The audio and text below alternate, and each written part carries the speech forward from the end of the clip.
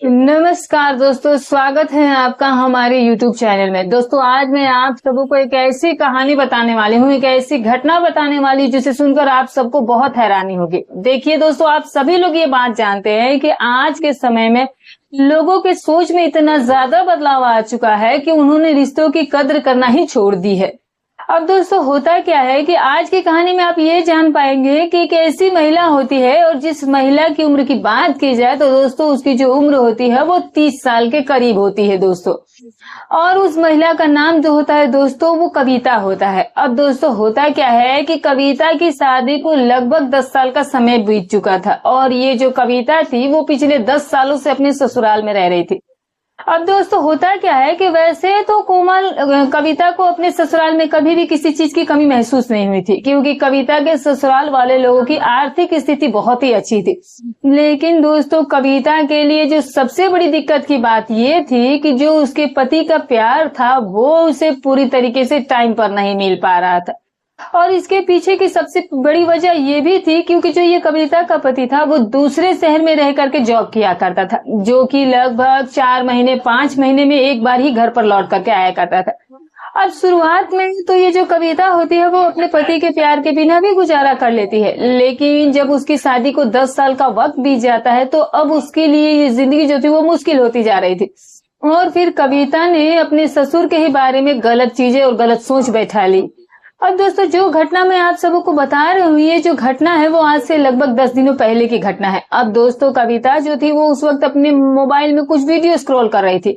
और उसी वीडियो में उसने देखा कि एक महिला जो कि तकरीबन 22-23 साल की उम्र होती है और वो जो महिला होती है वो अपने ससुर को पेशाब दे करके उसके साथ गलत रिश्ते कायम कर रही थी।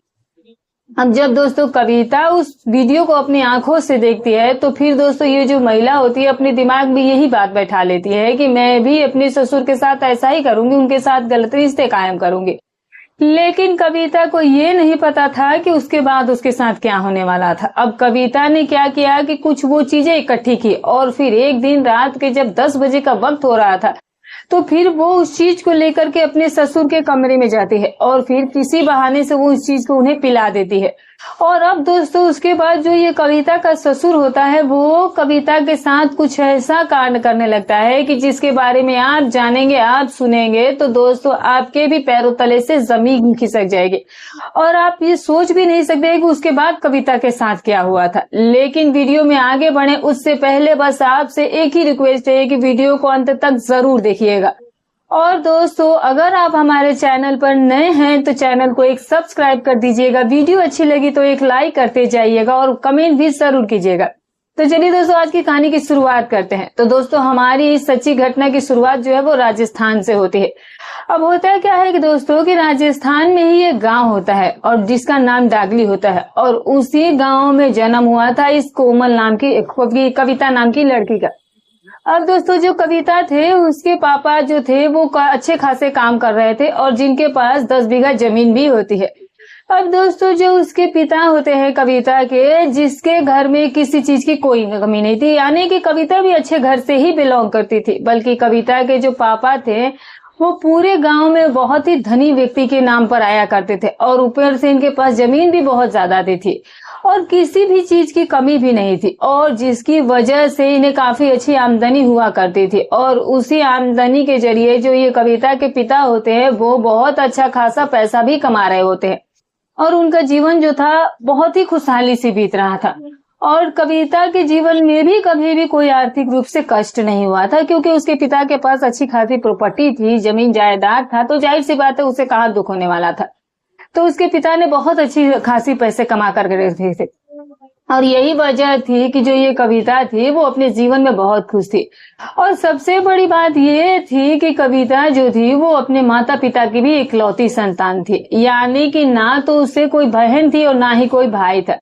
अब दोस्तों आप सभी लोग इस बात को बहुत अच्छे तरीके से जानते हैं कि जिन माता पिता को सिर्फ एक ही औलाद होती है, चाहे वो बेटा हो या बेटी हो, वो उनके लिए कभी भी किसी चीज की कमी नहीं छोड़ते हैं, क्योंकि खाने वाला भी वही और रहने वाला भी वही है। अब दोस्तों ये चीज जब उसे हुई, जब उसे किसी चीज की कमी ही नहीं थी तो उसे टेंशन भी नहीं थी और यही वजह थी दोस्तों कि कविता जो है वो हमेशा खुश रहा करती थी। और जिसकी वजह से कविता की छोटी सी ही उम्र में जो उसका शरीर था वो काफी ज्यादा खूबसूरत हो गया था, यानी कि वो उम्र से पहले ही जवान दिखने लगी थी और काफी ज्यादा कविता जो थी वो दिखने में खूबसूरत भी लगा करती थी। अब जिस गांव में कविता रहती थी उस गांव के जो लोग थे वो कविता से यही बात बोला करते थे कि ये कोई लड़की जो है वो बड़ी होकर बेहद ही खूबसूरत लड़की बनेगी। लेकिन कविता को क्या पता था या फिर उसको उसके गांव वालों को क्या पता था कि आगे चलकर कविता क्या करने वाली थी। अब धीरे धीरे करके समय ऐसे ही बीत रहा था और कविता ऐसे ही अपने माता पिता के साथ बड़ी हो रही थी। और जब दोस्तों ये अपनी 8वीं कक्षा स्कूल की पास करती है तो क्या होता है कि जिस गांव में कविता रहा करती थी उस गांव में सिर्फ 8वीं कक्षा तक ही स्कूल थी और बाकी आगे की जो पढ़ाई थी वो शहर में हुआ करती थी। अब जैसे ही कविता 8वीं की पढ़ाई पूरी कर लेती है तो फिर उसके बाद वो अपने पापा से कहती है कि पापा आप ऐसा करिए कि मुझे मेरे लिए एक स्कूटी ले दीजिए, मैं उस स्कूटी को चलाना सीख जाऊंगी और फिर उसके बाद मैं पास के ही शहर में वहां पर अपनी आगे की पढ़ाई कर लूंगी। अब दोस्तों होता क्या है कि जो उसके पिता थे उनके पास तो पैसे रुपए की कोई कमी थी नहीं और उनकी इकलौती ही बेटी थी और अगर वो इसकी इच्छा ना पूरी करेंगे तो क्या करेंगे। तो दोस्तों जब कविता पढ़ाई अपनी 8वीं की पूरी कर लेती है तो फिर उसके बाद जो कविता के पिता होते हैं वो उसके लिए एक स्कूटी खरीद करके दे देते हैं। अब जो कविता होती है वो उसे पा करके बहुत खुश हो जाती है और उसी से अब वो अपने पास शहर में पढ़ने जाने शुरू कर देती है और धीरे करके समय ऐसे ही बीत रहा था और लगभग 2 साल लगातार ये जो लड़की होती है वो स्कूटी से ही शहर में पढ़ने जाया करती थी और फिर वापस से अपने स्कूल से घर आ जाया करती थी। लेकिन उन 2 सालों में कविता ने ऐसा कोई भी काम नहीं किया था, ऐसा कोई कांड नहीं किया था कि जिसकी वजह से कविता के जो पिता हैं, जो उसकी माँ है, उनकी जो नजरें हैं वो समाज में गिर जाए, यानी कि वो बहुत अच्छे से पढ़ाई कर रही थी। लेकिन जैसे ही 2 साल के बाद वो 10वीं की पढ़ाई पूरी कर लेती है, 10वीं पास कर लेती है तो फिर चाहे लड़का हो या लड़की हो आखिर कहीं ना कहीं वो सोच में अंतर आ ही जाता है क्योंकि अब उम्र भी तो बढ़ रही होती है और ऊपर से बच्चे समझदार भी होने लगते हैं। तो अब 10वीं पास करने के बाद जो ये कविता होती है जिस स्कूल में ये पढ़ाई करने जाती थी उसी स्कूल में ये कई दोस्त बना लेती है और जिन दोस्तों में लड़कियां भी शामिल होती है और कुछ लड़के भी शामिल होते हैं। लेकिन दोस्तों लड़कियां तो ठीक थी, कोई दिक्कत नहीं थी, लेकिन जिस कैटेगरी के कविता ने लड़कों को दोस्त बना रखा था वो लड़के जो थे वो कुछ अलग ही टाइप के सोच के थे और कहीं ना कहीं बिगड़ैल लड़के थे। कुछ दिन तक तो वो कविता के आसपास ही मंडराते रहे क्योंकि जो कविता थी वो खूब अपने दोस्तों पर खर्चा पानी भी किया करती थी क्योंकि ये पापा से हमेशा जब भी स्कूल जाया करती थी तो पैसे लेकर के ही जाया करती थी। तो जब इसके पास कुछ पैसे इकट्ठे हो जाया करती थी तो फिर अपने स्कूल में कॉलेज में ये पार्टी दे दिया करती थी जिसकी वजह से वो सभी लड़के और लड़कियां कविता को बहुत पसंद किया करते थे। लेकिन दोस्तों जिस स्कूल में ये जो कविता होती है ये पढ़ा करती थी उसी स्कूल में एक टीचर होता है जिसकी उम्र लगभग 27 से 28 साल की होती है और देखने में भी काफी हैंडसम था और उसका नाम जो है वो राजेश था। और दोस्तों राजेश की जो नजरें थी वो कहीं ना कहीं कविता पर गलत ही थी। राजेश हमेशा ही कविता की खूबसूरती को देखता रहता था, इसे निहारता रहता था और कविता के लेकर के उसके दिमाग में उसकी नीयत में कहीं ना कहीं खोट आ चुकी थी। दोस्तों वो उसको स्टूडेंट के नजर से नहीं बल्कि एक दूसरे ही नजर से देखता था। जो बात शुरुआत में तो कविता को बिल्कुल भी पता नहीं थी कि उसका ये जो टीचर है वो उसे कहीं किसी और नजर से देखता है, लेकिन जाहिर सी बात है वक्त के साथ साथ उसके सामने ये राज खुलने वाला था कि जो ये टीचर है वो उससे चाहता क्या है और आखिरकार वो उसके साथ करता क्या है। हालांकि ये बात कविता नहीं जानती थी कि उस टीचर के मन में क्या है, ये किस तरह की सोच है। अब होता है क्या है दोस्तों कि जब भी राजेश किसी पीरियड में या कभी भी वो कॉलेज में या क्लास में आया करता था तो फिर वो सभी बच्चों को डांटा करता था, लेकिन कविता को वो कभी भी नहीं डांटा करता था, बल्कि कविता से वो बहुत ही प्यार से बात करता था जो कि कविता को बहुत अच्छा लगा करता था। अब कविता जो थी वो धीरे धीरे कहीं ना कहीं उस टीचर से काफी ज्यादा क्लोज हो जाती है और कविता को नहीं पता था कि ये टीचर उसे अपने जाल में फंसाने की कोशिश कर रहा था। और फिर ऐसे ही करके जब 6 महीने का वक्त बीत जाता है, कविता और ये जो टीचर है जब इन दोनों की नजदीकियां बहुत बढ़ जाती है तो फिर आखिर में जो ये टीचर होता है राजेश आखिरकार उस लड़की को अपने जाल में फंसा ही लेता है और सिर्फ फंसाता ही नहीं है बल्कि उसके साथ बातचीत भी करना शुरू कर देता है।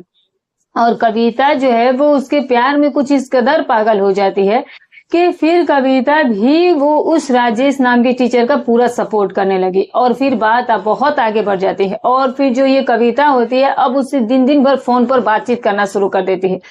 अब जब धीरे धीरे ऐसे ही समय बीतता है और दोनों के बीच में जब बातें बहुत लंबी होने लगती है, तो दोस्तों ये बात तो सभी लोग जानते हैं दोस्तों कि जैसे कहीं क्या होता है कि आप कोई भी बात को ले लीजिए, किसी भी चीज की बात ले लीजिए दोस्तों, चाहे हम किसी भी चीज को कितना ही छुपाने की क्यों ना कोशिश करने, लेकिन एक दिन ऐसा भी आया जाता है जिस बात का खुलासा हो ही जाता है और घर वालों को, लोगों को इस बारे में पता चल ही जाता है। अब जिस स्कूल में ये कविता पढ़ा करती थी और जो उसके लड़के और लड़कियां दोस्त थे, कहीं ना कहीं धीरे धीरे वो ये चीजें समझ जाते हैं कि जो ये राजेश सर है उससे कविता बातचीत करती है। अब कई बार धीरे धीरे जब ये सामने आते हैं तो फिर ये पूरे स्कूल में बात फैल जाती है कि कविता जो है वो स्कूल के ही टीचर के साथ प्यार में पड़ गई है, इन दोनों के बीच में नजदीकियां बहुत बढ़ गई है। और सिर्फ बच्चे ही नहीं बल्कि स्कूल के जो स्कूल के प्रिंसिपल होते हैं उन तक भी ये बात जो है वो पहुंची जाती है कि कविता और राजेश के बीच में कुछ चल रहा है। अब जब प्रिंसिपल को ये बात पता चलती है तब क्या होता है कि इससे प्रिंसिपल को बहुत ज्यादा नाराजगी हो जाती है और फिर वो कविता को अपने ऑफिस में बुलाते हैं और फिर उनसे कहते हैं कि तुम एक बार अपने पापा से मेरी बात कराओ। अब कविता जो है वो अपने पापा का नंबर जो है वो प्रिंसिपल को दे देती है और फिर जो प्रिंसिपल होते हैं वो ये कविता के पिता के पास फोन कर देते हैं और फिर उन्हें वो ऑफिस में बुलाते हैं और उनसे कहते हैं कि आपको लगभग आधे घंटे के अंदर मेरे स्कूल में आना होगा, मुझे आपसे कुछ बहुत जरूरी बात बताने हैं। यहाँ पर कविता ने के पिता ने सोचा कि प्रिंसिपल सर ने तो आज से पहले कभी फोन नहीं किया, कुछ जरूरी बात है तभी मुझे बुला रहे हैं, इसीलिए मुझे जल्द से जल्द जाना चाहिए। और फिर जो ये कविता के पिता होते हैं वो आधे घंटे के बाद स्कूल में पहुंच भी जाते हैं और फिर वहां पर जो प्रिंसिपल होते हैं वो कविता की सारी सच्चाई उसके पिता के सामने खोलना शुरू कर देते हैं कि जिस तरीके से जो आपकी बेटी है वो गलत रास्ते पर जा रही है और अगर आपको इच्छा है अच्छे से इसे पढ़ाना लिखाना है तो फिर आप कैसे भी करके इस चीज पर रोक लगाइए। यहाँ पर जब कविता के पिता अपनी बेटी की इन करतूतों के बारे में सुनते हैं तो फिर उन्हें काफी ज्यादा बुरा लगता है, गुस्सा आता है, क्योंकि आज से पहले कभी भी कविता के पिता ने अपनी बेटी के बारे में ऐसा गलत चीज नहीं सुना था। तो फिर आखिरकार क्या होता है कि वहीं पर जो कविता के पिता होते हैं वो अपनी बेटी को जोरदार थप्पड़ जड़ देते हैं। अब जब कविता को एक थप्पड़ लगाया जाता है तो फिर वहां पर कविता जो है वो रोना शुरू कर देती है, लेकिन कविता के पास कोई रास्ता भी नहीं था सिवाय रोने के। और उसके बाद क्या होता है कि वो कविता का हाथ पकड़ते हैं उसके पिता और फिर सीधे ही वो कविता को अपने घर पर लेकर चले आते हैं और फिर कविता से कहते हैं कि अब तुम्हें आगे की पढ़ाई करने की कोई जरूरत नहीं, और रही बात अगर उस टीचर की तो मैं उसे भी देख लूंगा। अब यहाँ पर जब कविता के पिता को काफी ज्यादा गुस्सा आ गया था क्योंकि उनके गांव में बहुत ज्यादा इज्जत थी, उन्होंने ये सोचा कि अगर ये बात खुल जाएगी तो फिर तो मेरी इज्जत खराब हो जाएगी और बात अगर यहीं पर खत्म हो जाएगी तो कभी किसी को पता ही नहीं चलेगा। और रही बात उस टीचर की तो उसका तो कुछ ना कुछ करना ही होगा, अगर कुछ ना करूंगा तो शायद वो कुछ गलत भी करवा दे मेरी बेटी से। अब कविता के पिता क्या करता है दोस्तों कि वो उसका जो एक दोस्त होता है जिसके वो अपने दोस्त के जाकर सब बता देता है और दोस्तों उस दोस्त का नाम जो है वो सुनील होता है और वो कहीं ना कहीं कविता के पिता का बहुत अच्छा दोस्त था, यानी कि एक ऐसा दोस्त जिसके साथ वो अपनी दिल की अपनी जिंदगी की सारी बातें शेयर किया करते थे। तो फिर आखिरकार उससे वो एडवाइस देने के लिए अपनी बेटी की सारी सच्चाई जो है वो उसके सामने बयां कर देते हैं, उन्हें बताते हैं कि किस तरह उनकी बेटी जो है वो गलत रास्ते पर चली गई है और उस राजेश टीचर के बारे में बताते हैं। तभी जो कहता है उसका दोस्त कि तुम टेंशन मत ले, आज शाम के ही समय में मैं उसका इलाज कर देता हूँ उस टीचर का। और फिर उसके बाद दोस्तों जो ये सुनील होता है वो सीधे राजेश टीचर के पास फोन करता है और कहता है कि इस तरह से एक लड़का है जिसका एडमिशन तुम्हारे स्कूल में कराना है, तो तुमसे मुझे मिलना है और मुझे तुमसे कुछ बातचीत करनी है, तो आप बताइए कि आप सर कहाँ पर मुझे मिलेंगे। अब यहाँ पर दोस्तों जो ये सुनील होता है वो यही सोचता है कि अगर मैं बच्चों का वहां पर एडमिशन राजेश जो है वो सोचता है कि बच्चे का एडमिशन कराऊंगा तो मुझे भी कुछ कमीशन मिल जाएगा।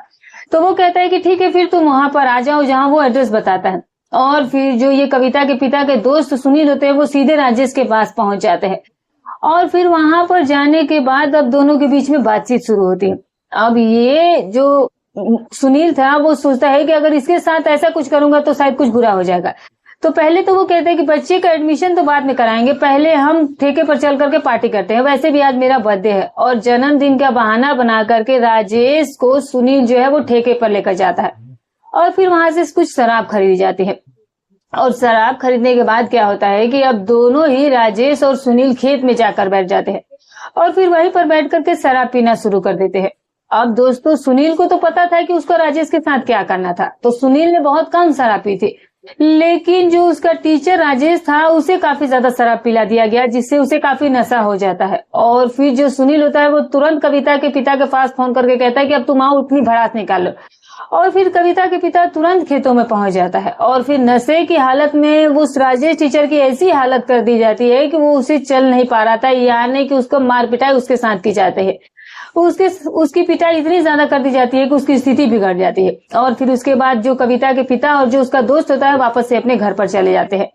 कविता के पिता ने अपनी बेटी को पूरी तरीके से समझा दिया था कि अगर दोबारा मुझे ये कुछ पता चलता है तो फिर तुम सोच लें कि तुम्हारा क्या होगा। अब कविता भी नादान लड़की थी, तो वो भी पिता के धमकी से डर जाती है कि मैंने जो किया वो गलत ही किया है। और फिर वो अपने पिता से वादा करती है कि मैं अब दोबारा ऐसी कभी कोई भूल नहीं करूंगी। लेकिन दोस्तों, कविता के पिता ने उसका स्कूल तो पूरी तरीके से बंद ही करवा दिया था, क्योंकि कविता के पिता को पता था कि अगर वो अपनी बेटी को पढ़ने की इजाजत देते हैं तो फिर ये पक्का है कि वो कहीं ना कहीं गलत रास्ते में चल जाकर के कुछ न कुछ गलत कदम उठा लेगी, और जिसकी वजह से कविता के पिता ने अब बेटी की पढ़ाई छुड़ा दी। अब दोस्तों, इस बात को दुख कविता को बहुत ज्यादा हुआ था। बाद में जाकर के कविता को भी एहसास हुआ कि अगर उसने ये गलती ना की होती तो आज वो अपनी स्कूल लाइफ एंजॉय कर रही होती, लेकिन अब वो क्या कर सकती थी। और लगभग दोस्तों, अब कविता को पढ़ाई छुड़े हुए 2 साल का समय बीत चुका था, और 2 साल का वक्त बीत जाने के बाद अब कविता की एज जो थी वो लगभग 20-21 साल हो चली थी। अब दोस्तों, आप सभी लोग इस बात को बहुत अच्छे तरीके से जानते हैं, बल्कि पूरी दुनिया ही जानती है कि 20 साल के करीब एक लड़की की उम्र हो जाना, यानी कि शादी के लायक उम्र हो जाना, यानी कि अब वो शादी के लायक हो चली थी। तो फिर जो कविता की माँ होती है वो उसके पिता से हर रोज कहा करती थी कि जवान बेटी को ऐसे घर में रखना ठीक नहीं है, तो आप ऐसा करिए कि जल्द से जल्द कविता के लिए रिश्ता ढूंढिए और इसकी शादी करवा दीजिए। अब दोस्तों, कविता के पिता ने सोचा कि यही सही रहेगा, वैसे भी आगे चलते थे तो उसकी शादी करनी है, तो यही अच्छा है कि टाइम पर ही कर देते हैं, तो कोई आगे दिक्कत नहीं होगी। और वैसे भी अब हमारी बेटी जो है वो गलत चीजों में पड़ चुकी है। और फिर उसके बाद क्या होता है कि जो कविता के पिता होते हैं अब उसके लिए वो रिश्ता ढूंढना शुरू कर देते हैं। और इस बात के बारे में कविता को भी पता था कि जो उसके पिता है वो अब उसकी शादी करवाना चाहते हैं। और अब क्या होता है दोस्तों कि जो कविता के पापा थे उनका एक सपना था कि वो अपनी बेटी की शादी जो है वो एक ऐसे घर में करेगा जहां पर पैसे रुपए की कोई कमी नहीं होगी, और साथ में इज्जत सम्मान की भी कमी नहीं हो, और घर भी बहुत अच्छा होना चाहिए। और तभी क्या होता है कि लगभग 3-4 महीने का वक्त ऐसे ही बीत जाता है, और जब 3-4 महीने का वक्त बीतता है तो फिर आखिरकार कविता के लिए एक ऐसा रिश्ता मिल ही जाता है। अब दोस्तों, जो लड़का था वो लगभग 25 साल की उम्र होती है, और जो लड़का होता है उसका नाम जो है वो कबीर था, जो कि दिखने में काफी हैंडसम था। और जो लड़का था वो एक कंपनी में काम करता था जो कि दूसरी शहर में थी, और उसी से वो बहुत अच्छे पैसे कमा रहा था, मल्टीनेशनल कंपनी में जॉब करता था, किसी भी चीज की कोई कमी नहीं थी उसे। जब कविता के पापा उस लड़के कबीर के घर पर जाकर देखते हैं तो उन्हें काफी अच्छा महसूस होता है, और फिर कविता के पापा को यही लगता है कि मेरी बेटी इसी घर में बहुत खुश रहेगी। और फिर कविता के पिता जो है वो उनसे बात करके अपनी बेटी के बारे में बताते हैं, और फिर वो वापस से अपने घर लौट करके आ जाते हैं, और अपने घर पर आकर अपनी बीवी और अपनी बेटी को भी बताते हैं कि इस तरह का लड़का है, इस तरह का परिवार है, तो मुझे बहुत पसंद आया है, तो हम उसी से कविता की शादी करा देंगे।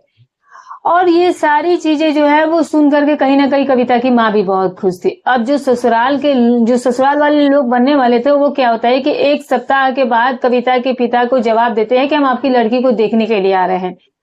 अब जैसे ही कविता के पापा को ये बात पता चलती है तो वो काफी ज्यादा खुश होते हैं, और फिर अपनी पत्नी और बेटी से कहते हैं कि अब लड़की वाले जो है वो तुम्हें देखने के लिए जल्दी आ रहे हैं, तो जाओ तुम जल्दी से तैयार होकर के आ जाओ। और दोस्तों, होता क्या है कि कविता एक ऐसी लड़की होती है जो कि अपने गांव में सबसे खूबसूरत लड़की होती है। इसकी खूबसूरती की जितनी तारीफ की जाए उतनी कम थी। इसे रिजेक्ट करने का सवाल ही पैदा नहीं होता है। अब जैसे ही कविता के होने वाले ससुराल के लोग घर पर आते हैं तो फिर वो आते किसी चीज को नहीं देखते हैं, बस जैसे ही कविता को देखते हैं तो फिर जो लड़का कबीर होता है वो पहली नजर में कविता को पसंद कर लेता है। यानी कि कविता के सास ससुर को भी कविता काफी पसंद आई थी, और जब पसंद दोनों में आ जाते हैं तो फिर मौके पर ही उन दोनों की सगाई करवा दी जाती है।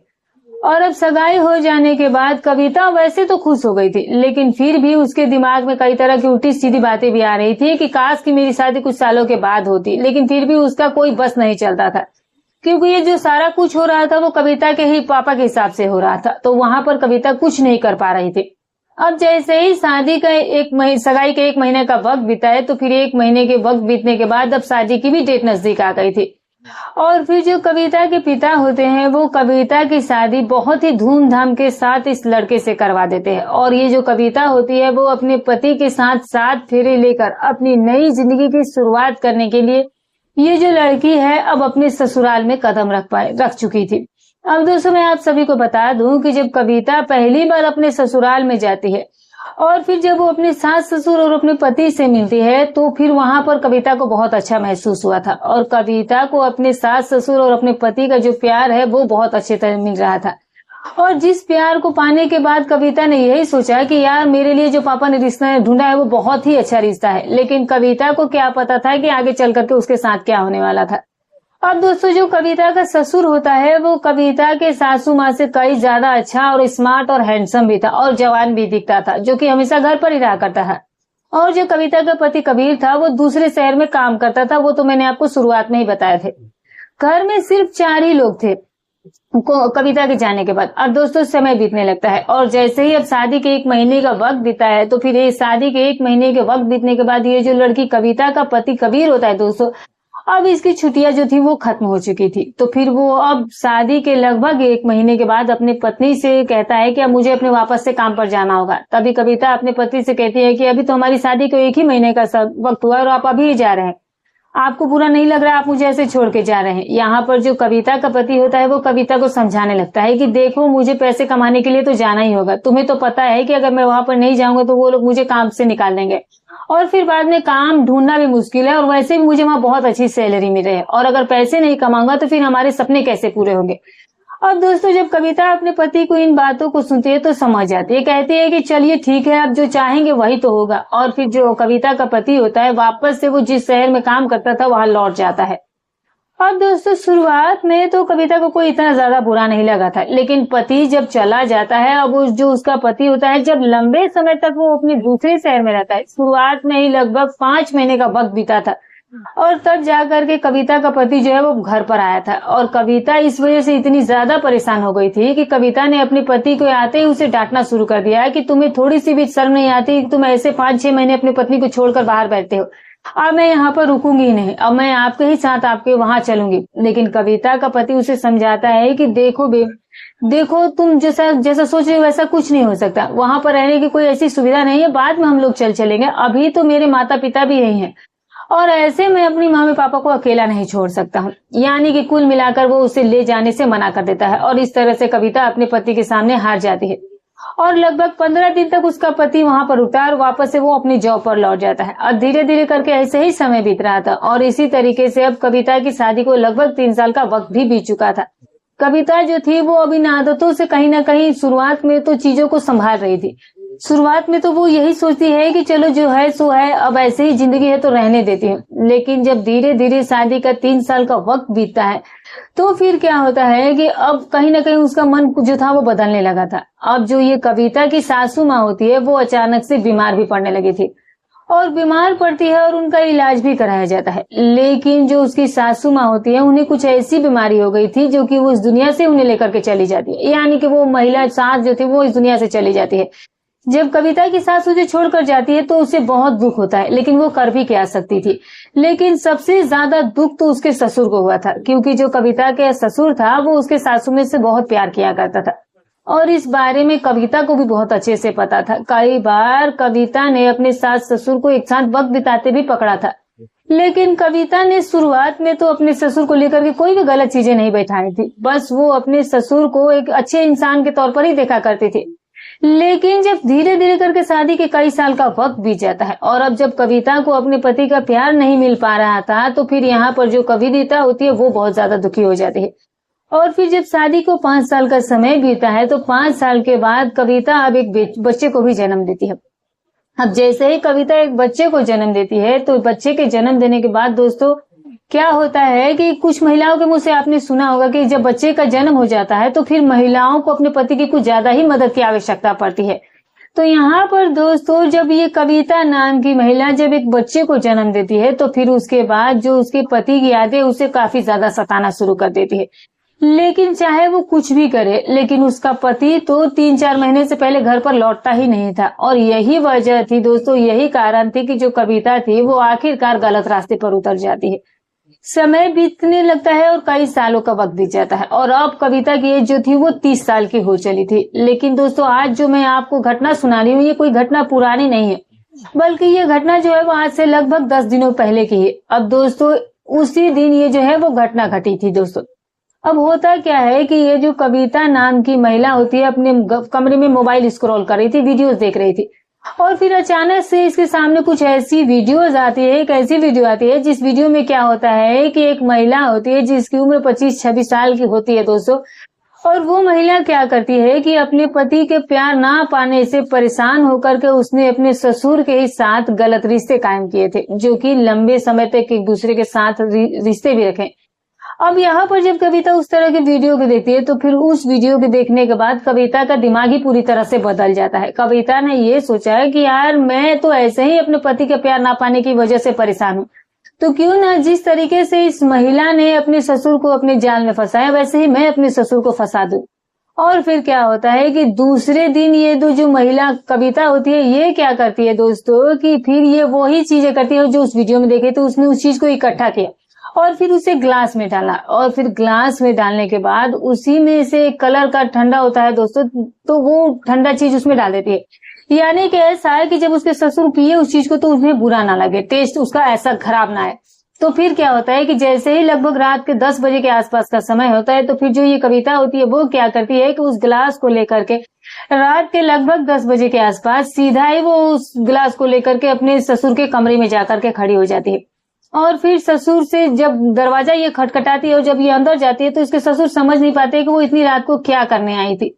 और फिर जब वो सामने ऐसे अपनी बहू को खड़े हुए देखते हैं और साथ में हाथ में ग्लास भी देखते हैं तो वो फिर पूछने लगते हैं कि बहू क्या बात आ गई है, तुम इतनी रात को यहाँ पर क्या करी और तुम्हारे हाथ में ये क्या है। अब यहाँ पर जो ये कविता होती है दोस्तों ये अपने ससुर से कहती है कि ससुर जी कुछ नहीं, दरअसल मेरा थोड़ा मन खराब हो गया था और इसीलिए मैंने कुछ शरबत बनाया था कुछ जो कि कुछ अलग ही तरह का है और मुझसे ये पिया नहीं जा रहा था, तो मैंने सोचा कि ये तो वैसे भी खराब हो जाएगा इसीलिए मैं आपके पास लाई हूँ, तो आप इसे पी लीजिए। और फिर उसके बाद जो कविता का ससुर होता है वो खुश हो जाता है और बहू को बोलता है कि बैठो कमरे में और मैं तुरंत ही इसे पी कर तुम्हें ग्लास दे देता हूँ। और उसके बाद क्या होता है कि जो ये कविता का ससुर होता है वो बहुत ही प्रेम से उस पूरे ग्लास को पी जाता है। कविता को ससुर को कुछ पीने में अजीब भी लगा था, लेकिन तभी वो पूछता भी है कि बहू इसमें कुछ अलग ही तरह के टेस्ट आ रहा है, स्मेल आ रहा है, ये कैसा शरबत है। तभी यह कविता कहती है कि ससुर जी ये कुछ अलग ही तरह का, पीजिए तो सही। और फिर लगभग 5-10 मिनट का ऐसे ही समय बीत जाता है और जैसे इतना समय बीतता है तो फिर जो ये कविता होती है वो अपने ससुर जी का हाथ पकड़ लेती है और फिर जैसे ही हाथ पकड़ती है तो उसका ससुर कहता है कि बहू क्या बात है, आज तुमने ये क्या कर रही है, मुझे समझ नहीं आ रहा। तो फिर यहाँ पर जो ये कविता होती है वो अपनी दुख भरी कहानी अपने ससुर को सुनाना शुरू कर देती है। अपने ससुर से कहती है कि ससुर जी आपको तो पता ही है कि अब आपके बेटे को मेरी शादी को 10 साल का समय हो चुका है और आपका जो बेटा है वो शादी के 1 महीने बाद मुझे छोड़ करके चला गया था और अब तो 5-6 महीने में ही मिलने के लिए मुझसे आता है। अब आप ही बताइए कि क्या एक महिला अपने पति से इतने दिनों तक दूर रह सकती है। अब यहाँ पर दोस्तों जो कविता का ससुर होता है वो उससे कहता है कि बहू तुम कह तो सही रही हो, इसमें मेरे बेटे की गलती है, मैं तो ये बात बहुत अच्छे तरीके से जानता हूँ, लेकिन मैंने सोचा कि शायद तुम इन चीजों से इतना नाराज नहीं हो और इसीलिए मैंने अपने बेटे से कभी कुछ नहीं कहा और जब अब की बार वो आएगा तो फिर मैं उसे समझा दूंगा कि वो हर महीने में घर पर आया करे। लेकिन फिर दोस्तों उसके बाद जो कविता होती है वो कहती है कि ससुर जी अब मुझे आपके बेटे से कोई उम्मीद भी नहीं है और मुझे अब उससे कुछ कहना भी नहीं है और अगर ऐसे ही चलता रहा तो फिर मैं कोई ना कोई गलत रास्ता अपनाऊंगी और फिर आप देख लीजिएगा कि आपकी जो इज्जत है वो मैं मिट्टी में मिला दूंगी। अब दोस्तों जो कविता का ससुर होता है वो कहता है कि बेटा ऐसा काम क्यों करना चाहती हो, तुम्हें किसी चीज की कमी हो तो तुम मुझसे बोलो। तो फिर यहाँ पर दोस्तों जो कविता होती है इसने सोचा है कि मेरे ससुर की जो दिल की बात है वो मुझे बता देनी चाहिए। और फिर यहाँ पर जो कविता होती है वो कहती है कि ससुर जी बात अगर ऐसी है तो फिर मेरा मन जो है वो ये है कि हम दोनों के ही बीच में वो रिश्ता बन जाए। अब दोस्तों यहाँ पर कविता का ससुर कहता है कि बहू तुम पागल हो गई हो, तुम कैसे ये बातें करो, हम दोनों के बीच में ऐसा रिश्ता कैसे बन सकता है और अगर किसी को पता चल जाएगा तो फिर हमारी समाज में क्या इज्जत रह जाएगी और अगर बेटे को पता चल जाएगा तो वो तो मुझे छोड़ेगा नहीं। लेकिन यहाँ पर कविता अपने ससुर को समझाती है कि ससुर जी एक बात बताइए कि आखिर उन्हें कैसे पता चलेगा, वो तो आप जानते ही हैं कि वो हमसे कितना दूर है, तो आप ये बात नहीं बताने वाले हैं और ना ही मैं बताने वाली हूँ, तो कैसे पता चलेगा। यहाँ पर कविता का ससुर जो है वो कुछ देर सोचता है, विचारता है और फिर उसके बाद क्या होता है दोस्तों कि जो कविता का ससुर होता है वो उसकी बात को मान जाता है, एक्सेप्ट कर लेता है। और फिर एक्सेप्ट करने के बाद दोस्तों क्या होता है कि फिर वो कविता के साथ जो उसका ससुर होता है वो रिश्ते कायम करना शुरू कर देता है। और जिसकी वजह से